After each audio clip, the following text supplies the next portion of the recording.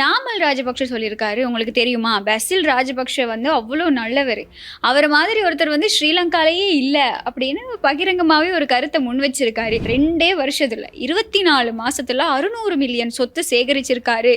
ஒரு மக்கள் ஒரு பிரதிநிதி. சாதாரண குடிமகன் வந்து அவனோட வாழ்க்கை முழுதுமே வேலை செஞ்சா கூட இப்படி ஒரு சொத்துக்களை ஆமா. குவிக்க முடியாது. ஒரு அரசியல்வாதிங்கிறதுனால 600 மில்லியன்ங்கிறது உங்களுக்கு சும்மா சரி நீங்க 5 வருஷம் இருந்திருந்தீங்கன்னு வைங்க.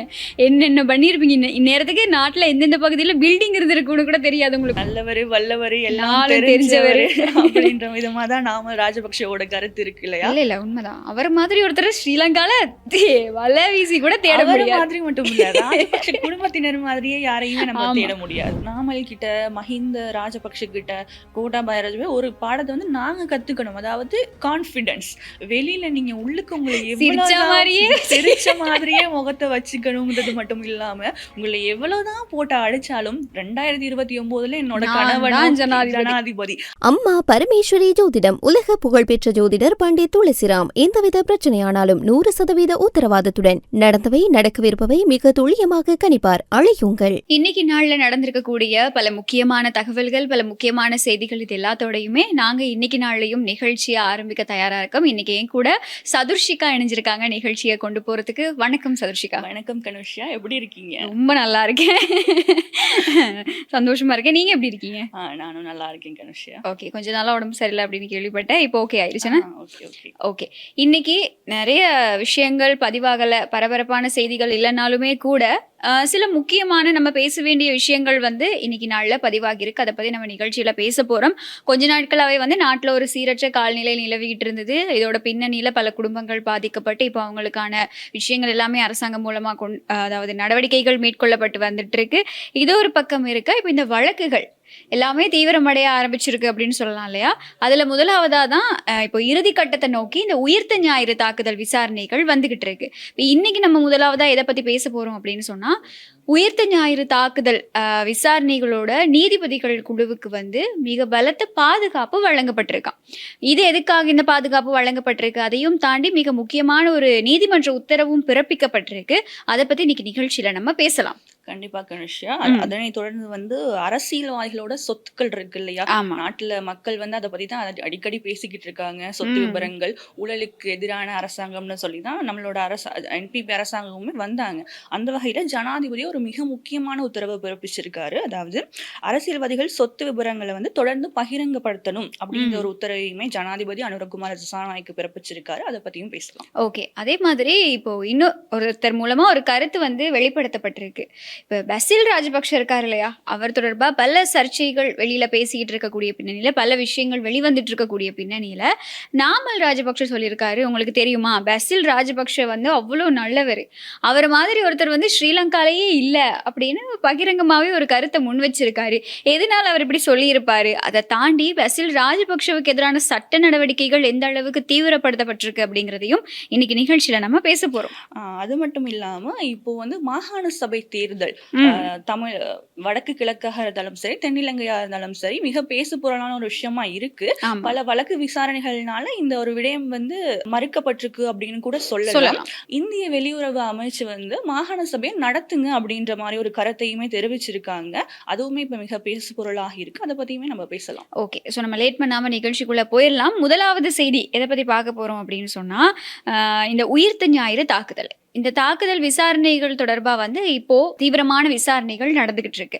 இதோட பின்னணியில பல விஷயங்கள் வெளிப்படுத்தப்பட்டுட்டு வருது. எங்களுக்கு தெரியும், நாங்க டெய்லி அப்டேட் பண்ற மாதிரியே கோட்டாபய ராஜபக்ஷவோட மனு விசாரணைக்கு எடுத்துக்கொள்ளப்பட்டிருக்கு. அவர் வந்து பல விஷயங்களை, அதாவது நீதிமன்றத்துல போய் அவரே என்ன அரெஸ்ட் பண்ணாதீங்கன்னு சொன்னதுக்கு அப்புறமா அவர் ரிலேட்டடா நிறைய விஷயங்கள் வெளிவர ஆரம்பிச்சிருக்கு. இந்த வழக்கு விசாரணை நீதிமன்றத்துல வந்து தீவிரமா நடந்துகிட்டு இருக்கு. அது எவ்வளவு தீவிரமா நடக்குது அப்படின்னு சொன்னா, காலையில நைட்டுக்கு அப்படின்னு சொல்லி மாறி மாறி இதோட விசாரணைகள் நடந்துகிட்டு இருக்கு அப்படின்னு தான் சொல்லணும். இப்படியான பின்னணியில இந்த உயிர்த்த ஞாயிறு தாக்குதல் விசாரணைகளோட முக்கியமான நீதிபதிகள் குழுவுக்கு பாதுகாப்பு பலப்படுத்தப்பட்டிருக்குங்கிற ஒரு தகவல் வந்து வெளியாகி இருக்கு. உயிர்த்த ஞாயிறு தாக்குதல் நீங்க சொன்ன மாதிரி இலங்கையில வந்து என்ன நடக்குது அப்படின்னே மக்கள் வந்து தெரியாம இருந்தாங்க. உயிர்த்த ஞாயிறு தாக்குதலோட முக்கிய சூத்திரதாரிகள் யாரு, யார் இதன் பின்னால இருக்கான்னு மக்கள் மத்தியில பல கருத்துக்கள் இருந்தாலும் இவங்க தான் அப்படின்னு சொல்லி நீதிமன்றம் வந்து ஒரு உத்தரவை பிறப்பிக்கணும் இல்லையா? அதுக்காக தான் மக்கள் எல்லாருமே எதிர்பார்த்துக்கிட்டு இருக்காங்க. இப்போ அந்த உயிர்த்த ஞாயிறு தாக்குதல் இந்த சுரேஷ் சலையோட கேஸுக்கு பிறகு ஒரு கிளைமாக்ஸை நோக்கி நகர்ந்துகிட்டு இருக்கு அப்படின்ற ஒரு சூழ்நிலை இருக்கும் போது இப்போ இந்த நீதிபதிகளோட பிரச்சனை இலங்கையில போய்கிட்டு தான் இருக்கு. அவங்களோட வயது இல்லை அந்த சம்பந்தமா. இந்த நிலையில உயிர்த்த ஞாயிறு தாக்குதல விசாரிக்கிற நீதிபதிகளுக்கு வந்து பாதுகாப்பு கொடுக்கணும் அப்படின்ற மாதிரி சொல்லியிருக்காங்க. பல மோட்டார் வாகனங்களோட தான் இவங்க வந்து போய் வரணும். ஏன்னா இரவு பகலா இதுக்கான விசாரணைகள் வந்து நடக்குது. அதனால இவங்களுக்கு வந்து பாதுகாப்பு முக்கியம். ஏன்னா நீதிபதிகளுக்கே இந்த நாட்டுல வந்து உயிர் அச்சுறுத்தல் இருக்கு, அவங்களுக்கு பாதுகாப்பு இல்லை அப்படின்ற ஒரு மாதிரியான கருத்துக்கள் தான் இருக்கு. அவங்களுக்கே பாதுகாப்பு இல்லைன்னா அதோட வழக்கு விசாரணைகளோட தீர்ப்பு எப்படி வருங்கிற ஒரு கேள்வியும் மக்கள் மத்தியில இருக்கு இல்லையா? அதனாலதான் இவங்களுக்கு வந்து மிக முக்கியமான ஒரு பாதுகாப்பு கொடுக்கணும் அப்படின்ற மாதிரி ஒரு உத்தரவையுமே பிறப்பிச்சிருக்காங்க. அது மட்டும் இல்லாம நம்மளோட விமல் வீரவன்ச உதய கம்மன் பிள்ளை எல்லாம் இருக்காங்க இல்லையா? கருத்து சொல்லாம அவங்களால இருக்க முடியாது.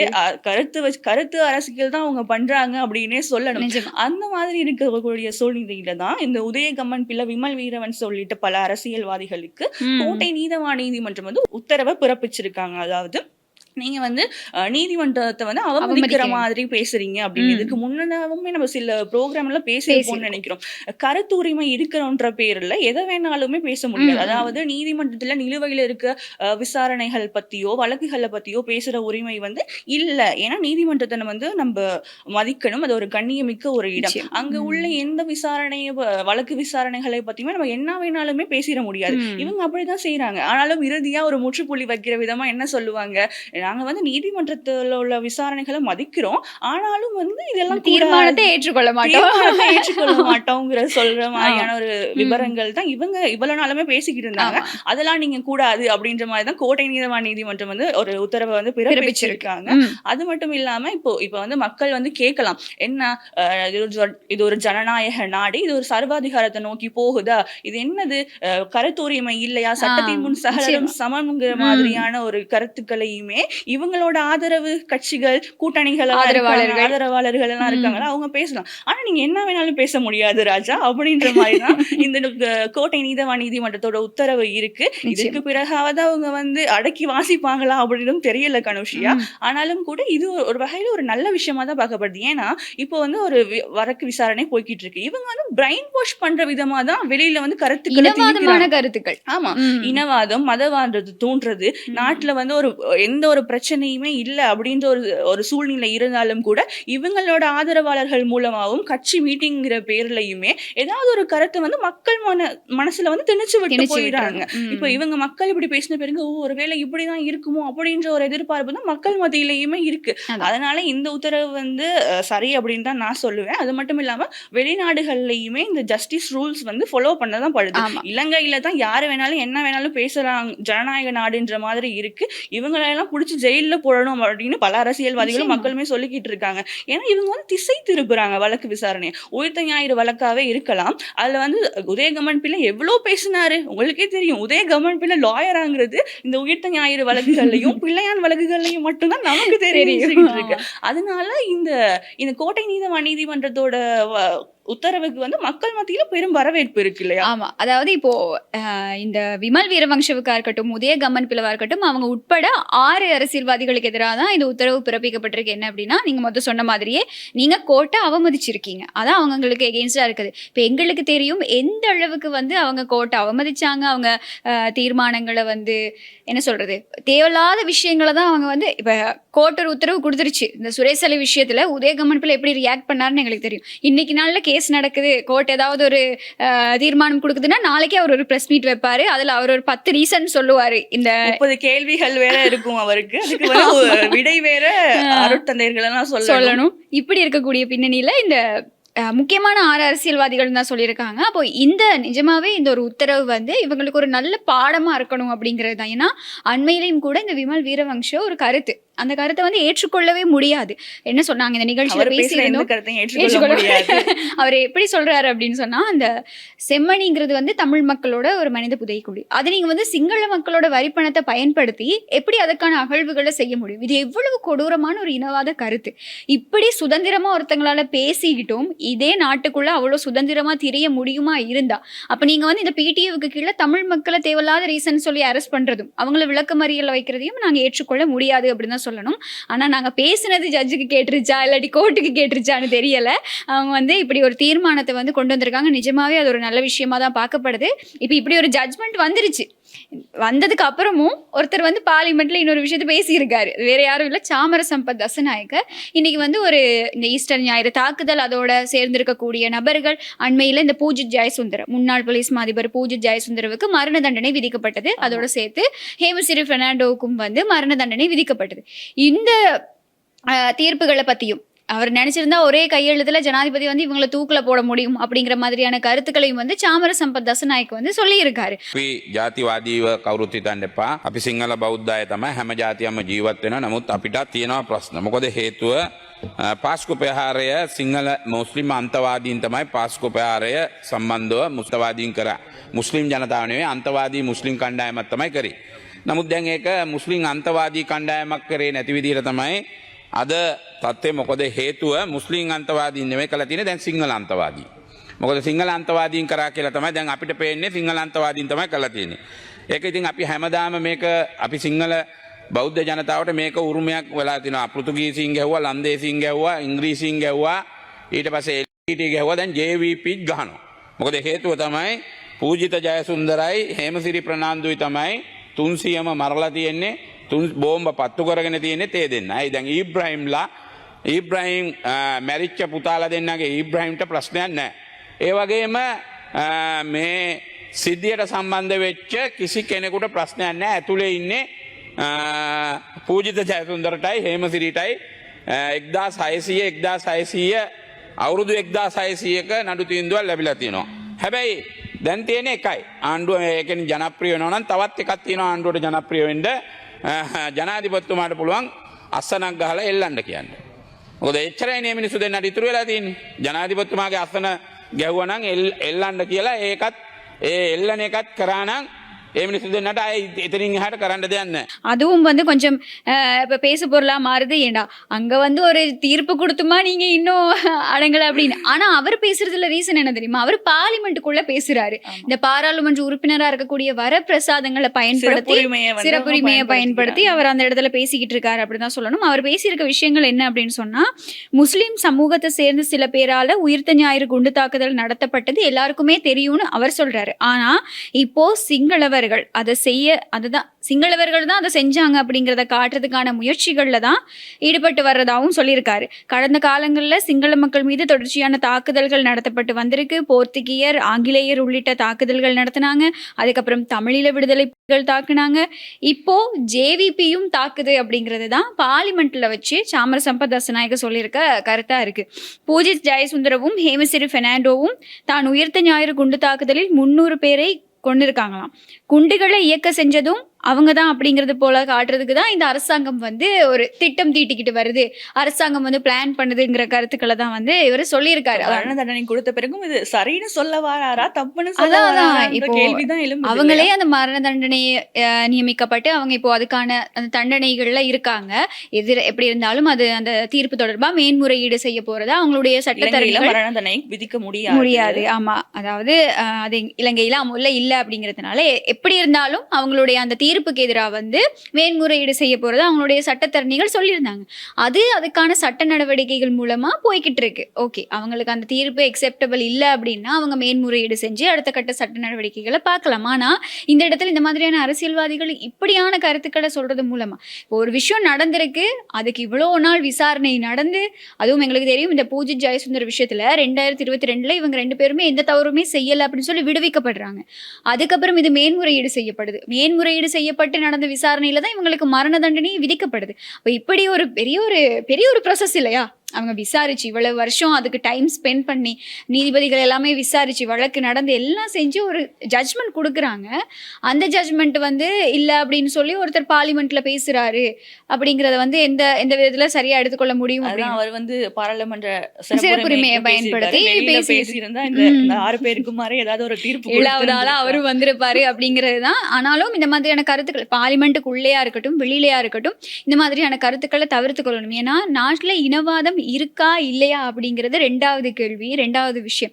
ஆனா நீங்க ஒரு மக்கள் பிரதிநிதியா இருந்துகிட்டே நாட்டுல இனவாதத்தை மக்கள் மத்தியில தூண்டுற மாதிரி நீங்க பேசுவீங்களா இருந்தா, இனவாதத்தை வச்சுதான் நீங்க அரசியல் செய்வீங்களா இருந்தா, அப்போ நீங்க ஒரு மக்கள் பிரதிநிதியா இருக்க வேண்டிய தேவையும் இல்ல அவசியமும் இல்லை அப்படிங்கிறது தான். எது எப்படி இருந்தாலும் இந்த உயிர்த்த ஞாயிறு தாக்குதல் விவகாரத்தில் இவ்வளவு சம்பவங்கள் இவ்வளவு விஷயங்கள் பதிவாகி இருக்கு இன்னைக்கு நாள்ல. வெயிட் பண்ணி பார்க்கலாம். இப்போ டே அண்ட் நைட்டா வந்து விசாரணைகள் நடக்குது அப்படின்னு சொன்னா கூடிய விரைவில் வந்து எதிர்பாராதது எதிர்பாருங்கள் அப்படிங்கிற மாதிரி இதோட முக்கியமான சூத்திரதாரி யாரு அப்படிங்கிறது வந்து தெரிய வரும் அப்படின்னு நாங்க எதிர்பார்க்கிறோம். சொன்ன அந்த சூத்திரதாரி இல்ல, உண்மையான சூத்திரதாரி மெயின் யாரு அப்படிங்கிறது தான். ஆனா இந்த பூஜித் ஜெயசுந்தரவோட அரெஸ்டா இருக்கட்டும், ஹேமஸ்ரீ பெர்னாண்டோவோட அரெஸ்டா இருக்கட்டும், இதுக்கப்புறம் இதோட சம்பந்தப்பட்ட நிறைய பேருக்கு வந்து கொஞ்சம் பயம் வர ஆரம்பிச்சிருச்சு. அப்படிங்கிறது கைது யாரு, அடுத்த கைது பட்டியல்ல யாரு இருக்கா அப்படின்றத மக்களோட எதிர்பார்ப்புமே. அந்த பிரதான சூத்திரதாரின்னு வரும் போதே பலர் வந்து இவங்களா இருப்பாங்களோ, இந்த ஜனாதிபதியா இருப்பாங்களோ, யாரோ ஒரு முன்னாள் ஜனாதிபதி தான் ஆனா எந்த ஜனாதிபதியும் தெரியாது அப்படிங்கிற மாதிரி ஒரு குழப்பத்துல இருக்காங்க அப்படிதான் சொல்லணும். ஆனா இப்ப வெளியில வரக்கூடிய தகவல்களோட அடிப்படையில ஒரு புரிதல் இருக்கு, ஒரு தெளிவு இருக்கு யாரா இருக்கும் அப்படின்னு சொல்லி. ஆனா நாங்க எல்லாருமே எதிர்பார்க்கறது என்ன, ஒரு சட்டம்னு ஒண்ணு இருக்கு, சட்டத்துக்கு கீழே எல்லாரும் அடிபணியணும். இது யாரோட அரசியல் பழிவாங்கலுமே கிடையாது. அந்த போன அத்தனை உயிர்களுக்குமே ஒரு நீதி வேணும். அதற்காக தான் இந்த உயிர்த்த ஞாயிறு தாக்குதலோட பிரதான சூத்திரதாரி யாரு, ஏன் இப்படி பண்ணாங்க, அவங்களுக்கு வந்து நிச்சயமா இந்த மரண தண்டனையை விட ஒரு கொடூரமான தண்டனை இருந்தா கொடுக்க முடியுமான்றதுதான் மக்களோட கேள்வியாகவும் இருக்கு. நிச்சயமா. அப்போ இந்த மைத்ரிபால சிறிசேனவா இருக்கட்டும், பேரளவிலேயே நம்ம சொல்லலாம் முன்னாள் ஜனாதிபதி, நல்லாட்சி காலத்துல அவர் தான் ஜனாதிபதியா இருந்தாரு. நல்லாட்சி காலத்துல தாண்டி உயிர்த்த ஞாயிறு தாக்குதல் நடக்கும்போது அவர் தான் காலமா அந்த மைத்ரிபால சிறிசேனோட பெயர் வந்து அடிக்கடி அவங்களோட கைதுக்கு அப்புறமா வந்து அவர் கொஞ்சம் பயத்துல இருக்காரு. ரீசெண்டா ஒரு கல்யாண வீட்டுக்கு போயிருக்காரு, அதுவும் ஒரு அமைச்சரோட மகள்கிட்ட கல்யாண வீட்டுக்கு போயிருக்காரு. போயிட்டு அங்க எல்லாரும் இவர் ரொம்ப நல்லா பாடுவார் தானே, பெரிய சிங்கர் தானே, அப்ப சொல்லியிருக்காங்க போல நீங்க வந்து ஒரு பாட்டை எடுத்து விடுங்க அப்பதான் கொஞ்சம் வைப் ஆகும் அப்படின்னு சொல்லும் போது அவர் ஃபர்ஸ்டா சொல்லிட்டாராம், இல்ல இல்ல நான் பாடல அப்படின்னு சொல்லிட்டாராம். அப்ப கேட்கல இல்ல கொஞ்சம் டிப்ரெஷன்ல இருக்கேன். அவரோட மகன் தஹம் ஸ்ரீசேனா அவர் மீதுமே ஏதோ ஒரு குற்றச்சாட்டு வெளிநாடுகளுக்கு தப்பி சென்றுட்டாங்க, அவரோட மருமகளும் அவரும் ஒரு கருத்துக்கள் கூட வெளியாகி இருக்கு. ஆமா, அதுக்கு அவர் இல்ல அப்படிங்கிற எதிர்ப்பு தெரிவிக்கிற கருத்துக்களும் வெளியாயிட்டுதான் இருக்கு. சோ இந்த கல்யாண வீட்டுல வச்சு இதான் நடந்திருக்கு, பாட சொல்லியிருக்காங்க. அதுக்கப்புறம் எல்லாருமே ரொம்ப கம்பல் பண்ணதுனால சரி கடைசியா வந்து ஒரு பாட்டையும் பாடிட்டு உட்கார்ந்து இருந்தே பாட்டி கடைசி பாட்டு நீங்க எதை சொல்றீங்க? இல்ல இல்ல நான் அங்க வந்து படிச்சு எதுக்கு அவ அங்க வந்து படிச்சுட்டு சரி ஓகே என்ன எவ்வளவு பேர் கேக்குறாங்களே நம்ம பாட்டு பாடலன்னா சரியில்லை தானே அப்படின்னு சொல்லி ஒரு பாட்டையும் பாடிட்டு சந்தோஷமா இருக்க மாதிரி காமிச்சிட்டு போயிருக்காரு. இருந்தாலும் அவருக்கு அடி மனசுல ஒரு பயம் வந்திருக்கு. இந்த அரெஸ்டுக்கு அப்புறமா நிறைய மீம்ஸ் கூட வந்துச்சு, ஐயோ அடுத்து நம்ம தான் போல அப்படிங்கிற மாதிரி. தெரியல, நம்ம கோட்டாபாய ராஜபக்ஷ மாதிரி நான் என்ன கைது பண்ணாதீங்க அப்படின்னு சொல்லி எதுவும் இல்ல இப்ப வரைக்குமே எந்த மனுவும் அவர் போய் தாக்கல் செய்யல. ஆனா அவருக்கு எதிராக வந்து நிறைய வழக்கெல்லாம் தாக்கல் செய்யப்பட்டு அவர் நஷ்டஈடெல்லாம் கொடுத்திருந்தாரு, அது எல்லாமே எங்களுக்கு தெரியும்.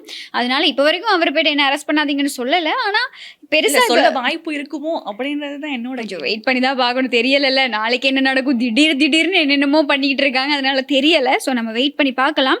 இப்படியான பின்னணியில இன்னொரு செய்தியும் வெளியாகி இருக்கு. இப்போ இந்த ஜனாதிபதியோட அதிரடி தீர்மானங்கள் அப்படின்னு சொன்னாலே வந்து நம்ம லிஸ்ட் அவுட் பண்ணலாம். என்ன சொல்றது, முக்கியமான தீர்மானங்களை அவர் வந்து எடுத்துக்கிட்டு இருக்காரு. சில விஷயங்கள் பாராட்டக்கூடியதா இருக்கு, வரவேற்கக்கூடியதா இருக்கு, எல்லாமே வந்து ஒரு வளர்ச்சியும் இருக்கு. சில விஷயங்கள வளர்ச்சியும் இருக்கு, ஆனா கண்டுகொள்ளப்படாத பல விஷயங்களும் இருக்கு, அதையும் நாங்கள் ஏற்றுக்கொள்றோம். ஒரு பொதுவான நிலைப்பாடு தான். இப்படியான பின்னணியில இன்னொரு விஷயமும் ஜனாதிபதி மூலமா ஒரு உத்தரவு பிறப்பிக்கப்பட்டிருக்கு. இந்த அரசியல்வாதிகளோட சொத்து விபரங்களை தொடர்ந்து பகிரங்கப்படுத்தணும் அப்படின்னு சொல்லி அனுரகுமார திசாநாயக்க ஜனாதிபதி அவர்கள் உத்தரவு பிறப்பிச்சிருக்காரு. அதாவது அரசியல்வாதிகளோட சொத்து விபரங்கள் தொடர்ந்து பொதுமக்களுக்கு வெளிப்படுத்தப்படணுமா, அப்படி இல்லைன்னா அவங்களுடைய தனியுரிமைக்கு முக்கியத்துவம் கொடுக்கணுமா அப்படிங்கிற கேள்வி வந்து ஒரு மிகப்பெரிய விமர்சனமாவே இருந்துச்சு. இந்த விவாதத்துக்கு மத்தியில ஜனாதிபதி அனுரகுமார திசாநாயக்க வழங்கியிருக்கக்கூடிய ஒரு புதிய உத்தரவு தான் இப்போ அரசியல் வட்டாரங்கள்ல ஒரு பேசு பொருளா மாறி இருக்கு அப்படின்னு சொல்லலாம். முதல்ல இது எங்க ஸ்டார்ட் ஆகுது அப்படின்னா 2023ஆம் ஆண்டு இயற்றப்பட்ட ஒரு ஊழல் ஒழிப்பு சட்டத்துக்கு கீழே சொத்து விபரங்களா அறிவிக்கக்கூடிய முறையில ஒரு சில மாற்றங்களை கொண்டு வரணும் அப்படிங்கிற வரைவு திட்டம் ஜூலை மாதம் 24ஆம் தேதி வர்த்தமானில வெளியிடப்படுது. இந்த மாற்றம் வெளியானதுக்கு அப்புறம் பல பேர்கிட்ட ஒரு கேள்வி எழுப்பப்படுது. கேள்வியை தாண்டி விமர்சனங்கள் எழுப்பப்படுது. எப்படின்னா இந்த திருத்தம் அமுலுக்கு வருமா இருந்தா அரசியல்வாதிகளோட சொத்து விபரங்களை பொதுமக்கள் டக்குன்னு லேசாவே பார்த்துக்க முடியாம போயிருமா, அப்படி அந்த மாதிரி ஒரு சிச்சுவேஷன் வந்துருமாங்கிற ஒரு கேள்வி எழுப்பப்படுது. இதுக்கு அரசாங்கம் ஒரு விளக்கம் கொடுக்குது. என்ன அப்படின்னு சொன்னா, ஒரு சிரேஷ்ட அரசாங்க அதிகாரி ஒருத்தர் வந்து ஒரு முக்கியமான ஒரு ஊடகத்துக்கிட்ட, ஒரு ஆங்கில ஊடகத்துக்கு இது தொடர்பாக விளக்கம் கொடுத்துருக்காரு. என்னன்னா, இந்த சட்டத்துக்கு கீழே கிட்டத்தட்ட 1,60,000 சொத்து விபர அறிவிப்புகள் சமர்ப்பிக்கப்படும். அதுல அரசியல்வாதிகள் மட்டுமே இல்லாம அரச நிறுவனங்கள்ல பணியாற்றக்கூடிய பல தனியார் துறை நிபுணர்களும் வந்து உள்ளடங்குவாங்க.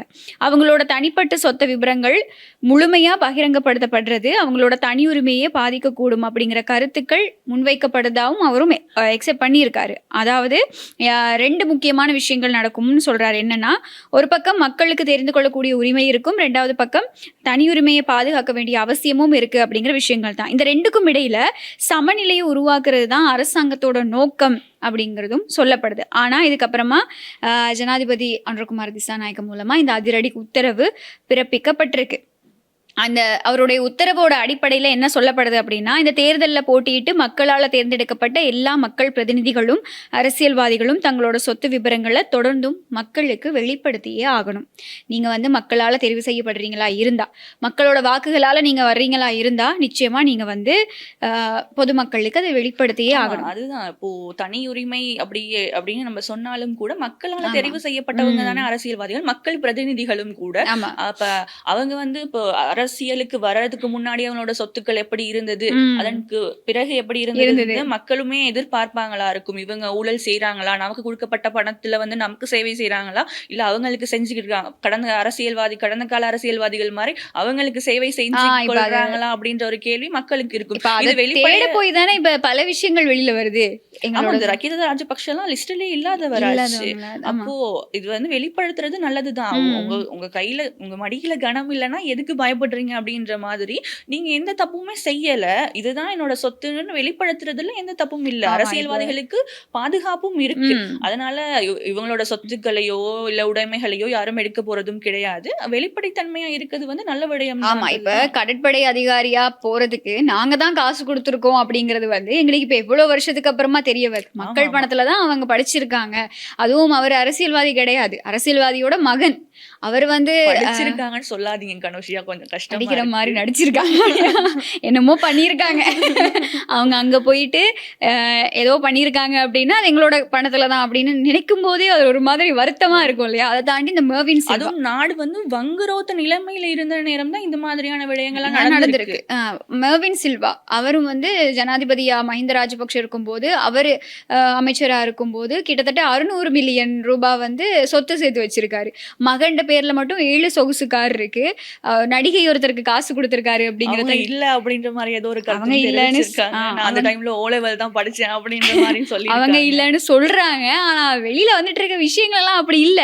உத்தியோகபூர்வ தகவல்கள் எல்லாமே வெளியாயிட்டு இருக்கு. எல்லாம் என்ன சொல்றாங்க அப்படின்னு சொன்னா, இல்ல அந்த மாதிரி நடந்திருக்கு, இதுக்கான விசாரணைகள் போய்கிட்டு இருக்கு. யோசிங்க, 2 வருஷத்துல 24 மாசத்துல 600 மில்லியன் சொத்து சேகரிச்சிருக்காரு ஒரு மக்கள் சாதாரண குடிமகன் வந்து ஒரு அவனோட வாழ்க்கை முழுதுமே வேலை செஞ்சா கூட இப்படி ஒரு சொத்துக்களை குவிக்க முடியாது. ஒரு அரசியல்வாதிங்கிறதுனால 600 மில்லியன்ங்கிறது எவ்வளவு பெரிய ஒரு காசு இல்ல. அதுவும் அந்த டைம் பீரியட் தாங்க ஹைலைட். 2 வருஷத்துல இவ்வளவு சொத்து சேர்த்து வச்சிருக்கீங்கன்னா உங்களுக்கு சும்மா சரி நீங்க 5 வருஷம் இருந்திருந்தீங்கன்னு வைங்க, என்னென்ன பண்ணிருப்பீங்க. இந்நேரத்துக்கு நாட்டுல எந்தெந்த பகுதியில பில்டிங் இருந்திருக்குன்னு கூட தெரியாது. உங்களுக்கு ஓனா ஒரு அபார்ட்மெண்ட் வச்சிருக்கிற அளவுக்கு நீங்க வளர்ந்துருப்பீங்க.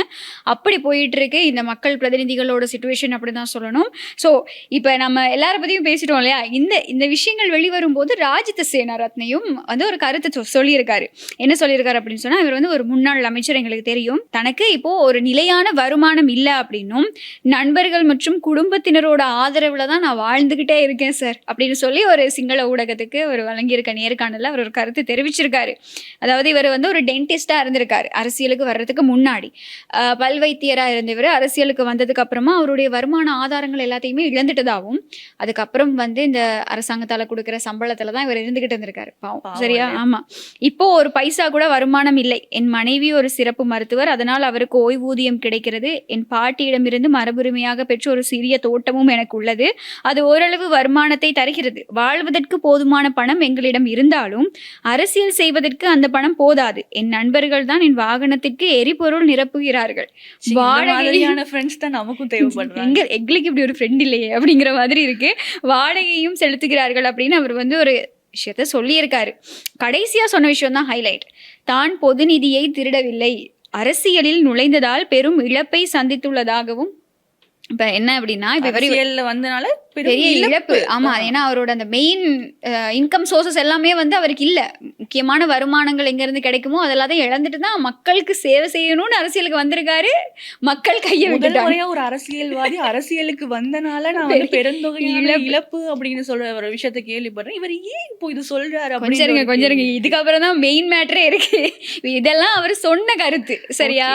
இப்ப நாங்க பேசுவோம், இப்ப நாங்க தேடின விஷயங்களை பேசுவோம். என்ன அப்படின்னு சொன்னா, இப்ப இவர் சொல்லியிருக்காரு இல்லையா, முன்னாள் கடற்றொழில் அமைச்சர் ராஜித சேனாரத்ன மற்றும் முன்னாள் நிறுவன தலைவர் உப்பாலி லியனகி ஆகியோருக்கு எதிராக கிரிந்த மீன்பிடி துறைமுகத்தில் கொரிய நிறுவனத்துக்கு மணல் அகழ்வு திட்டத்தை வழங்கியதால் அரசாங்கத்துக்கு 20 மில்லியனுக்கும் அதிக இழப்பு ஏற்பட்டதாக குற்றச்சாட்டு முன்வைக்கப்பட்டிருக்கு. இது அவர் வந்து கடற்றொழில் அமைச்சராக இருந்த சந்தர்ப்பத்தில் நடந்த ஒரு விஷயம். லஞ்சம் அல்லது ஊழல் குற்றச்சாட்டுக்களை விசாரிக்கும் ஆணைக்குழு இந்த விசாரணையை நிறைவு செஞ்சிருக்கதாகவும் உயர் நீதிமன்றத்தில் குற்றப்பத்திரிகை தாக்கல் செய்ய நடவடிக்கை எடுக்கப்படும் என்றும் நீதிமன்றத்தில் அறிவிச்சிருக்கு. இது ராஜித சேனாரத்னவுக்கு எதிராக இருக்கக்கூடிய வழக்கு, சரியா? இது ஒண்ணுதான். இன்னும் நிறைய வழக்குகள் அவருக்கு எதிராக இருக்கு. அவர் சொன்ன விஷயத்தையும் நாங்க இப்படி சொன்னதுக்கு பிறகுதான் இந்த மாதிரி ஒரு கருத்தை வந்து அவர் முன் வச்சிருக்காரா? இந்த வழக்குகள் விசாரணைகள் எப்ப இருந்தும் நடந்துகிட்டு இருக்கு. ஆனா அவர் நேத்து போய் ஒரு இன்டர்வியூல அப்படி சொல்லியிருக்காரு, நான்லாம் பொதுமக்கள் நிதியில கையே வச்சது கிடையாது, இப்ப அரசாங்கத்துக்கு 20 மில்லியன் நஷ்டம் ஏற்பட்டு விசாரணை இல்ல நாங்க ஜஸ்ட் ஒரு ஸ்டேட்மெண்ட் தான் இது. நாங்க ஒரு ரிமைண்டர் தான் கொடுத்திருக்கோம். யாரையும் துன்புறுத்தும் நோக்கத்துல இந்த கருத்துக்களை நாங்க சொல்லல அப்படிங்கறதையும் சொல்லிக்கிறோம். சோ இப்படி இருக்க எங்களோட நாட்டோட சிச்சுவேஷன். நாங்க அதுக்குன்னு வந்து இப்ப இருக்க அரசாங்கத்துல இருக்கவங்க ஊழல் செய்யலாம் மக்கள் பிரதிநிதிகளோட சொத்துக்களை வந்து பகிரங்கப்படுத்துங்கன்னு ஜனாதிபதி சொல்றாரு. இல்ல இப்ப ஜனாதிபதி சொல்றாரு அப்படிங்கிறதுக்காக நாங்க வந்து இப்ப இருக்க அரசாங்கத்துல ஊழல் செய்யல அப்படின்னு நாங்க எங்கேயுமே பதிவு பண்ண வரல.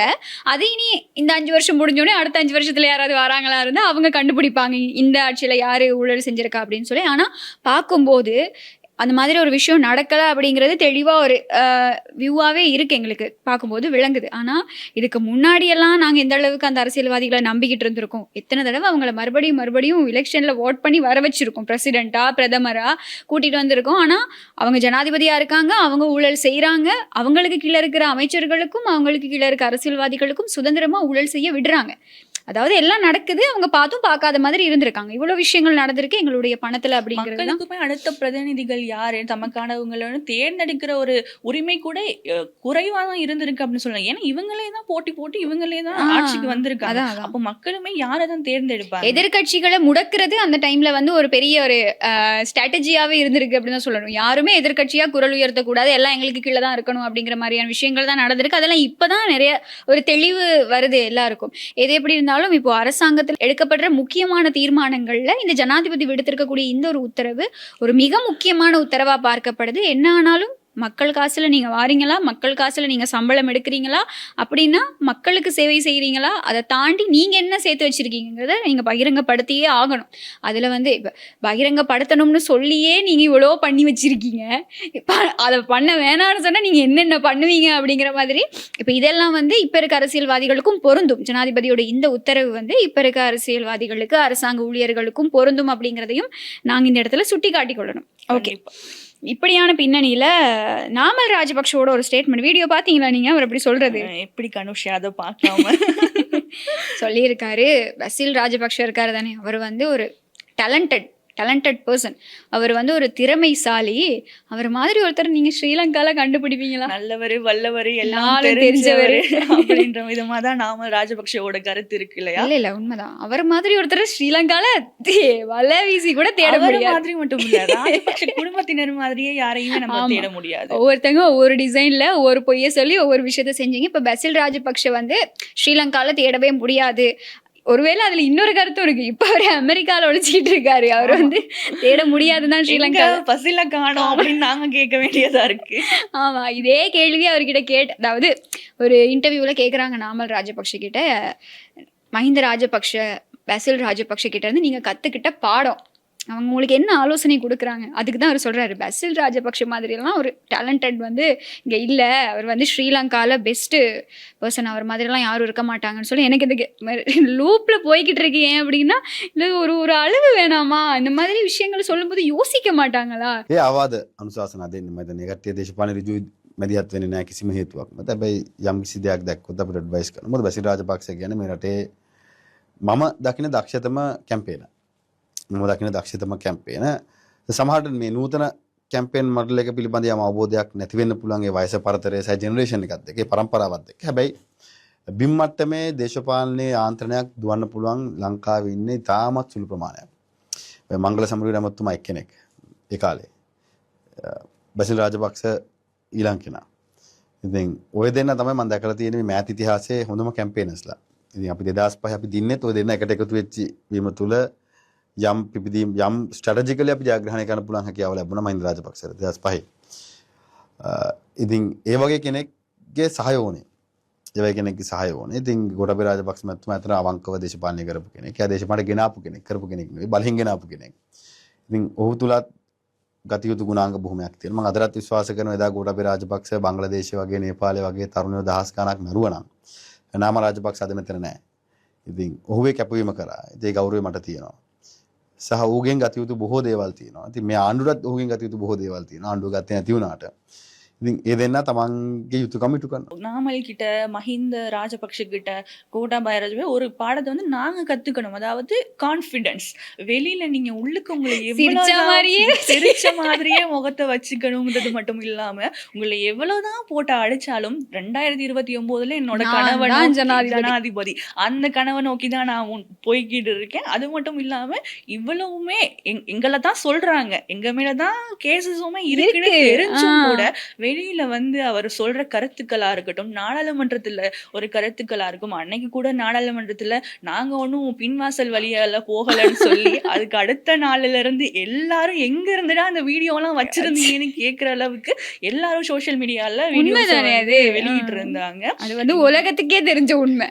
உலகத்துக்கே தெரிஞ்ச உண்மை. அது மட்டும் இல்லாம இப்போ வந்து இன்டர்போலோட உதவியுமே நாட போறதா வந்து பொதுமக்கள் பாதுகாப்பு அமைச்சர் ஆனந்த் விஜயபாலவுமே சொல்லியிருக்காரு. அதாவது பசில் ராஜபக்ஷ வந்து கூட்டிட்டு வரதுக்கு சொல்லியிருக்காங்க. அவருக்கு வந்து ரொம்பவே உடம்பு சரியில்லை, அவரால் வந்து ஆரோக்கியமா இல்லை அப்படின்னு சொல்றாங்க. ஆனாலும் பொதுமக்கள் பாதுகாப்பு அமைச்சர் ஆனந்த் விஜயபால் என்ன சொல்லியிருக்காரு அப்படின்னு சொன்னா, அமெரிக்கா இப்ப அவர் வந்து ஒரு அமெரிக்க பிரஜை, பசில் ராஜபக்ஷ ஒரு அமெரிக்க பிரஜை. அப்போ அங்க இருக்க ஒரு பிரஜையை கைது செய்யறதா இருந்தாலோ அந்த மாதிரி சட்ட நடவடிக்கை எடுக்கிறதா இருந்தாலும் என்ன பண்ணுவாங்கன்னா அந்த நீதிமன்றத்துக்கிட்ட ஒரு அதுக்கான ப்ரொசீஜர்ஸ் இருக்கும் இல்லையா, சட்ட நடவடிக்கைகள் எப்படி எடுக்கணும். இப்போ அவங்க வந்து அமெரிக்க நீதிமன்றத்தை நாடி இன்டர்போலோட உதவியும் இருக்கு. அவங்க எல்லாருமே சேர்ந்து தான் பசில் ராஜபக்ஷவை நாட்டுக்கு கூட்டிக்கிட்டு வர போறாங்க. நம்ம வந்து என்ன சொல்றது, சபை நாகரிகம் கருதி சரியான வார்த்தைகளும் சொல்லுவோம். அவரை வந்து அழைச்சிட்டு வர போறாங்க. அழைச்சிட்டு நீங்க என்ன உங்களுக்கு உடம்பு முடியாம இருந்தாலும் சரி, இலங்கையில வந்து உடம்பு முடியாம இருங்க, அது நாங்க வந்து கூட்டிட்டு வந்து அந்த கேஸ் எல்லாம் நடத்துவோன்ற மாதிரி தான் இருக்கு. கண்டிப்பா உடம்பு முடியாம இருந்தாலும் அழைச்சிட்டு தான் வரணும். ஏன் அப்படின்னா இவங்க செஞ்ச குற்றங்கள், ஊழல் எல்லாமே அப்படிதான் இருக்கு. ஏன்னா இவர் நீதி அமைச்சராகவுமே இருந்தாரு.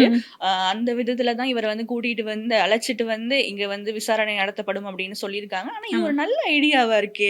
நான் செய்யற தப்பெல்லாம் செய்வேன், செஞ்சுட்டு எனக்கு வயதாகிரும், அந்த நேரம் நான் வந்து வேற ஒரு நாட்டுல போயிட்டு குடியுரிமை வாங்கிடுவேன். இரட்டை குடியுரிமை கூட குடும்பத்துல இரட்டை குடியுரிமை இருக்கு, இரட்டை குடியுரிமை வாங்கிடுவேன். அப்போ அந்த நாட்டுல இருக்கும் போது எனக்கு வந்து ஒரு காரணமா வந்து உடம்பு சரியில்லாம போயிடும். டெய்ஸி பாட்டிக்கு பாருங்க மறந்து போயிடும், அதனால அந்த கேஸ வந்து மாத்தணும். அப்படி இது ஒரு நல்ல ஐடியாவா தான் இருக்கு இல்லையா? ஆமா, எல்லாத்தையும் பண்ணிட்டு நம்ம இப்படி பண்ணிடலாம் அப்படிங்கிற மாதிரி தான். என்ன செய்ய, இதெல்லாம் பார்க்கணும் கேட்கணும்னு எங்களுக்கு எழுதி இருக்கு போல அப்படின்னு தான் சொல்லணும். ஆனா இந்த கவர்மெண்ட் வந்து அவரை கூட்டிக்கிட்டு வரணுங்கிறதுல ரொம்ப தீவிரமா இருக்காங்க. அவர் மட்டும் கிடையாது, பல பேர் பிடியாணை பிறப்பிக்கப்பட்ட இது ஒரு தப்பான முன்னுதாரணமா ஆயிரும். சொல்ற மாதிரி எல்லாருமே எல்லா அரசியல்வாதி இப்ப கடந்த கால அரசியல்வாதிகளோட வரலாறு பார்க்கும்போது அது ஒரு நல்ல விதமா இல்ல அப்படின்றது நமக்கே தெரியுது. அப்போ எல்லாருமே இதை ஒரு முன்னுதாரணமா எடுத்துக்கிட்டா என்ன ஆகும் நாட்டோட நிலைமை? அப்ப நம்ம எல்லாரும் இவங்க அமெரிக்காவோட உதவி, வேற வேற நாட்டுல துபாய் அங்க இங்கன்னு போயிட்டு தஞ்சம் புகுந்து இருந்தா அவங்களோட உதவியை நாடி அதுக்கு பிறகு தீர்ப்பு வரும் வரைக்கும் எவ்வளவு நாள் காத்து இருக்குது? அப்ப இந்த நீதிமன்ற விசாரணைகள் இன்னமுமே இழுத்து தான் போகும். அதையும் தாண்டி இப்போ இப்படியான விமர்சனங்களும் இருக்கு. அரசாங்கம் அதுக்கு சரியான நடவடிக்கைகள் எடுக்கிறதாவும் சொல்லிக்கிட்டு இருக்காங்க. ஆனா ஒரு சில பேர் மத்தியில அரசாங்கம் மேல ஒரு விமர்சனம் முன்வைக்கப்படுது. இவங்க இப்படியே சொல்லிக்கிட்டே தான் இருக்காங்க. ஆனா இவங்க நினைச்சா உடனே கூட்டிக்கிட்டு வர முடியும். அது அரசாங்கத்துக்கு ஒரு பெரிய விஷயம் கிடையாது அப்படிங்கிறதும் இருக்கு. ஆனா கவர்மெண்ட் வந்து இந்த ராஜபக்ஷக்கு மேல கை வைக்கிறதுக்கு கொஞ்சம் தயங்குறாங்க, கொஞ்சம் பின்வாங்குறாங்க அப்படிங்கிற விமர்சனங்கள், அதையும் நாங்க இந்த இடத்துல பதிவு பண்ணியே ஆகணும். ஏன்னா ஒரு கோயினுக்கு எப்படி ஒரு 2 பக்கம் இருக்கும், அதே மாதிரி எல்லா விஷயங்களுக்கும் 2 பக்கம் இருக்கு, ஒரு 2 சைடு இருக்குன்னு சொல்லுவாங்களே, அந்த மாதிரி இந்த பசில் ராஜபக்ஷ விவகாரத்துல வந்து கவர்மெண்ட் நடவடிக்கை எடுக்கிறாங்கன்னு ரொம்ப நாளா சொல்லிக்கிட்டு இருக்காங்க. இப்ப பிடியாணை பிறப்பிக்கப்பட்டே ரொம்ப நாள் ஆகிருச்சு அப்படின்னு நினைக்கிறோம். ஆனா இன்னும் வந்து அவரை கூட்டிக்கிட்டு வர்றதுக்கான எந்த விதமான சட்ட நடவடிக்கையும் முறையான விதத்துல நடக்கல அப்படிங்கிற விஷயங்களும் ஆனந்த் விஜயபால ஒரு கருத்தை தான் முன் வச்சிருக்காரு. அமெரிக்க நீதிமன்றத்துக்கிட்ட நாங்க வந்து பேசியிருக்கோம், அவங்களுடைய உதவியை நாட போறோம் அப்படின்னு சொல்லி ஒரு கருத்து. இவங்க உதவியை நாடுறோம்னு சொல்றதுக்கு ஒரு டைம், அந்த உதவியை வாங்குறதுக்கு ஒரு டைம், அப்புறம் அவர் அங்க கூட்டிக்கிட்டு வரதுக்கு ஒரு டைம், அதுக்கு இடையில பலதரப்பட்ட பிரச்சனைகள் வந்து மறக்கப்படுது. இந்த மாதிரியான சம்பவங்கள் பதிவாயிட்டு இருக்கு. அப்படிங்கிறதுனால ஒரு சில பேர் விமர்சனங்களை முன் வச்சுக்கிட்டு இருக்கிறதும் உண்மைதான். கவர்மெண்ட் வந்து இல்ல என்னதான் அவங்க மேல குற்றச்சாட்டுகளை முன் வச்சாலும் அவங்களை பிடிச்சி கைது செஞ்சு அவங்களுக்கான சிறை தண்டனையை விதிக்கிறதுக்கோ, ஏன்னா முக்கியமான குற்றவாளி தானே ராஜபக்ஷ, அவங்கள சட்ட நடவடிக்கைக்கு உட்படுத்துறதுக்கும் அரசாங்கம் கொஞ்சம் யோசிக்குதா அப்படிங்கிற கேள்விகளும் மக்கள் மத்தியில இல்லாமலும் இல்ல. அதையும் தாண்டி அரசாங்கம் மேல இருக்கக்கூடிய இன்னொரு விமர்சனம்னா இந்த தமிழ் மக்களோட கோரிக்கைகள். இந்த கோரிக்கைகளை நிறைவேற்றுறாங்களா இல்லையா, அது என்னைக்காவது ஒரு நாள் நீங்க வாக்குறுதிகளா கொடுத்துருக்கீங்க, என்னைக்காவது ஒரு நாள் இது நிறைவேறுமா அப்படிங்கிற ஒரு பெரிய எதிர்பார்ப்பும் பெரிய கேள்வியும் தமிழ் மக்கள் மத்தியில இப்ப இருக்கக்கூடிய தேசிய மக்கள் சக்தி அரசாங்கம் மேல இருக்கு. என்னதான் நீங்க வந்து இந்த நல்லாட்சி அரசாங்கம் மாதிரியோ அப்படி இல்லைன்னா ராஜபக்ஷ ஆட்சி மாதிரியோ இல்லைனாலும் மக்களுக்கு, தமிழ் மக்களுக்கு நிறைய வாக்குறுதிகளை கொடுத்திருந்தாங்க. அதெல்லாம் வந்து இப்ப காத்துல விடப்பட்டுருச்சா அப்படிங்கிற கேள்விகள் தான் இருக்கு. ஆமா, ஊழலை எதிர்க்கிறதோ கைதுகளோ விசாரணைகள் மட்டுமே ஒரு நாட்டுக்கு தேவையானது கிடையாது இல்லையா? பல கோரிக்கைகளை முன் வச்சாங்க. இந்த பிடிஏவா இருக்கலாம், அதெல்லாம் தாண்டி மக்களோட பொருளாதார நிலைமை அப்படின்னு மக்கள் மத்தியில பல எதிர்பார்ப்புகள் இந்த அரசாங்கம் மேலேயும் இருக்கு. இவங்க இன்னமுமே நான் வந்து கொஞ்ச நாள் தான் ஆகியிருக்கு அப்படின்ற ஒரு வார்த்தைகளை வந்து சொல்ல முடியாது. 2 வருடங்கள் கடந்து இப்போ 2வது வருடத்துலதான் இவங்க காலடி எடுத்து வச்சிருக்காங்க. இந்த மாதிரி ஒரு சூழ்நிலையில தான் இப்போ வந்து தமிழ் மக்கள் மத்தியில பல கோரிக்கைகள் இருக்கு. இன்னமுமே பிடிஏவுக்கு கீழே கைது செய்யப்படுறவங்க வந்து தமிழ் இளைஞர்களா தான் இருக்காங்க. அது மட்டும் இல்லாம தமிழர்களுக்குன்னு பல கோரிக்கைகள். இப்ப நாங்க வந்து வடக்கு கிழக்கு தமிழர்களை மட்டும் பத்தி பேசல, மலையக தமிழர்களுமே இதுக்குள்ள அடங்குவாங்க. அவங்க இந்த டிட்பானால பாதிக்கப்படுறது, டிட்பானாலேயோ இயற்கை அனர்த்தங்கள்னால முதல்ல பாதிக்கப்படுறது வந்து மலையக தமிழர்களாக தான் இருக்காங்க. தமிழர்கள் தாண்டி மலையகத்துல உள்ளவர் மக்களா தான் இருக்காங்க. இப்போ அந்த மாதிரி ஒரு சூழ்நிலையில அரசாங்கத்தோட நிலைப்பாடு என்ன அப்படின்ற ஒரு கேள்வியுமே மக்கள் மத்தியில அதிகமாவே இருக்கு. அண்மையிலையும் கூட ஒரு போராட்டம் நடத்தி இருந்தாங்க. அதாவது பாதிக்கப்பட்ட மக்கள், இந்த அண்மையில வந்த பெய்த மழையினால பாதிக்கப்பட்ட மக்கள் போராட்டம் நடத்தி இருந்தாங்க. எங்களுக்கு போய் இருக்கிறதுக்கு ஒரு இடம் இல்ல, டிட்வாவால பாதிக்கப்பட்டு நாங்க இன்னுமே இடங்கள் இல்லாம, வீடுகள் இல்லாம தான் இருக்கோம். இப்ப நாங்க இனியும் எங்க போறது அப்படின்னு சொல்லி, வீடு கொடுக்கும் வரைக்கும், இடவசதி செஞ்சு தரும் வரைக்கும் நாங்க இந்த இடத்தை விட்டு நகர மாட்டோம்னு சொல்லி அவ்வளோ பெய்யுற மழையிலையும் அவங்க போராட்டம் நடத்தினதை பார்க்கக்கூடியதா இருந்தது. இப்படிதான் இருக்கு சிச்சுவேஷன். அந்த பாதைகள் கூட கணேஷியா இப்போ அது வந்து சரியா சீர்படுத்தல. இந்த மண்ணு கல்லு அதெல்லாம் வச்சு செட் பண்ணிருக்காங்க.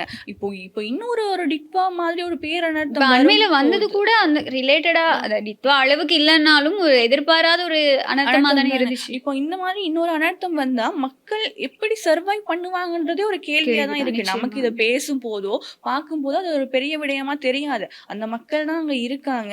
அவங்களோட வாழ்க்கையெல்லாம் நினைக்கும் போதும், அந்த வீடியோஸ் எல்லாம் பார்க்கும் போதும் உண்மைக்குமே மனசுக்கு ரொம்ப கஷ்டமா தான். யாரு கொண்டு வரணும் இப்ப மலையகத்துல இருக்கக்கூடிய அரசியல்வாதிகள் எதுக்கு இருக்காங்க? கண்டிப்பா மக்கள் பிரதிநிதிகள் எதுக்கு இருக்காங்க? நீங்க ஏதோ ஒரு கட்சியை சேர்ந்துட்டு போங்க. நீங்க ஐக்கிய மக்கள் சக்தியா இருங்க, ஸ்ரீலங்கா பொதுஜன பெரமுன கட்சியா இருங்க, இல்லாட்டி இலங்கை தொழிலாளர் காங்கிரஸா இருங்க, என்னவா வேணா இருங்க, அது கவலை கிடையாது. பாதிக்கப்படுறது எல்லாருக்குமே பொதுவா இருக்கக்கூடிய மக்கள்.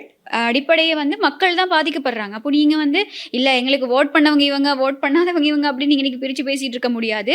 இப்போ தேசிய மக்கள் சக்தி அரசாங்கம் எந்த பார்வையில பாக்குறாங்க அப்படிங்கிறது தெரியல. இப்போ அரசாங்கத்திலையும் கூட மலையக பிரதிநிதிகள் இருக்காங்க இல்லையா, இது அவங்களுக்கும் தான் பொருந்தும். அப்போ அவங்க தான் இந்த விஷயத்தை வந்து ஜனாதிபதியோட அவதானத்துக்கோ அப்படி இல்லைன்னா மிக முக்கியமான தலையீடுகளை வந்து அவங்க தான் செய்யணும். எதிர்கட்சி கூட்டணி ஒண்ணு அப்ப இணைஞ்சிருக்காங்க. அவங்க இதெல்லாம் தானே பேசணும். தமிழ் கட்சிகள் ஆமா, எல்லாம் ஒன்று தமிழ் இணைஞ்சிருக்காங்கல்ல. பேசக்கூடிய மக்களுடைய கட்சிகள் எல்லாமே சேர்ந்து கூட்டணி அமைச்சிருக்காங்க. கேட்டா மக்களோட கோரிக்கைகளை முன்வைக்க போறோம் அப்படின்னு சொல்றாங்க. மக்களோட கோரிக்கைகளை முன் வச்சிருந்ததுனாலதான் இந்த மாதிரி போராட்டங்கள் நடக்குதா அப்படிங்கிறது தெரியல. ஆனா இப்ப இந்த அண்மையில வந்து இந்திய வெளியுறவு அமைச்சு மூலமா ஒரு கோரிக்கை முன்வைக்கப்பட்டிருக்கு இலங்கைக்கு. என்னன்னா, தமிழ் மக்களோட அபிலாஷைகளை நிறைவேற்றும் வகையில நீண்ட காலமா தாமதப்படுத்தப்பட்டிருக்கக்கூடிய மாகாண சபை தேர்தல்களை விரைவில் நடத்தணும், அரசியலமைப்பை தொடர்புடைய விதிகளை முழுமையா செயல்படுத்தணும் அப்படின்னு சொல்லி இந்தியா இலங்கை அரசாங்கத்துக்கிட்ட ஒரு கோரிக்கை முன் வச்சிருக்கு.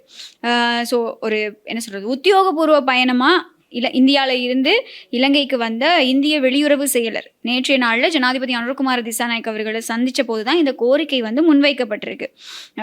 மாகாண சபை தேர்தலை வைங்கன்னு சொல்லி மிக நீண்ட நாளா இலங்கையில உள்ள அரசியல்வாதிகளும் மக்களும் கோரிக்கை விடுத்துக்கிட்டு தான் இருக்காங்க. இப்போ இந்த இந்தியால இருந்து ஒரு கோரிக்கை வந்ததுக்கு இணங்க நடத்துவாங்களா அப்படின்ற ஒரு கேள்வியுமே இருக்கு. பணம் பொருளாதார பற்றாக்குறைன்ற ஒரு விஷயத்தையுமே சொல்லி இல்ல. ஆனா தேர்தல்கள் ஆணைக்குழு சொல்லி இருந்தாங்க எங்க கிட்ட, நாங்க அந்த பட்ஜெட்ல ஒதுக்குன காசு வந்து அப்படியே இருக்கு, நாங்க வந்து இப்ப நாளைக்கே அரசாங்கம் சொன்னாலும் தேர்தலை நடத்துறதுக்கு நாங்க தயாரா இருக்கோம் அரசாங்கம் தான் ரெடியா இல்ல. அரசாங்கம் ரெடியா இல்லங்கிறது தான் இப்ப வரைக்கும் முன்வைக்கப்பட்டிருக்கக்கூடிய விமர்சனம். அவங்க எதனால, ஆனா அரசாங்கத்துல இருக்கக்கூடிய அமைச்சர்கள் சொல்றது என்ன அப்படின்னா, இப்ப டித்வா வந்துச்சு அதனால நாங்க நிதியை வந்து அதுக்கு செலவழிச்சிட்டோம் அப்படின்னு சொல்லி. ஆனா அதுக்கப்புறம் தேர்தல்கள் ஆணைக்குழு சொல்லியிருந்தாங்க இல்ல எங்க கிட்ட காசு இருக்கு, நாங்க அதுக்கேற்ற மாதிரி செய்யலாம் அப்படின்னு சொல்லியிருந்தாங்க. பட் இப்போ என்னன்னா, இந்தியாவில இருந்து ஒரு அழுத்தம் அப்படி இல்லைன்னா ஒரு கோரிக்கை முன்வைக்கப்பட்டிருக்கு.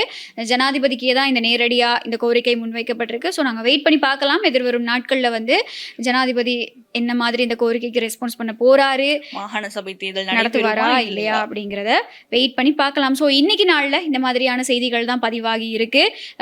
பெரிய அளவில் செய்திகள் இன்னைக்கு பேசப்படுற அளவுக்கு இல்லைனாலுமே கூட கொஞ்சம் பரபரப்பான விஷயங்கள் பதிவாகி இருந்தது. அது உங்ககிட்ட கொண்டு வந்து சேர்த்துருக்கோம் அப்படின்னு சொல்லி நாங்கள் நம்புறோம். ஸோ இன்னைக்கு நாளில் நாங்கள் பேசின விஷயங்கள் தொடர்பாகவும் எங்களோட நிகழ்ச்சி தொடர்பாகவும் உங்களோட கருத்துக்களை வந்து கமெண்ட்ல சொல்ல மறக்காதீங்க. நாங்கள் நிச்சயமா அது எல்லாத்தையும் பார்ப்போம் இல்லையா? கண்டிப்பா உங்களோட கருத்துக்களை நாங்கள் கண்டிப்பா வரவேற்கிறோம். உங்களோட கருத்துக்களை நீங்க கமெண்ட் செக்ஷன்ல பதிவு செய்யுங்க. ஓகே. ஸோ நாளைய நாளையும் சந்திக்கிறதுக்கு தயாரா இருக்கும். நாளைக்கு பார்க்கலாம். நன்றி, வணக்கம். அம்மா பரமேஸ்வரி ஜோதிடம் உலக புகழ்பெற்ற ஜோதிடர் பண்டிட் துளசிராம். எந்தவித பிரச்சனையானாலும் 100% உத்தரவாதத்துடன் நடந்தவை நடக்கவிருப்பவை மிக துல்லியமாக கணிப்பார். அழையுங்கள்.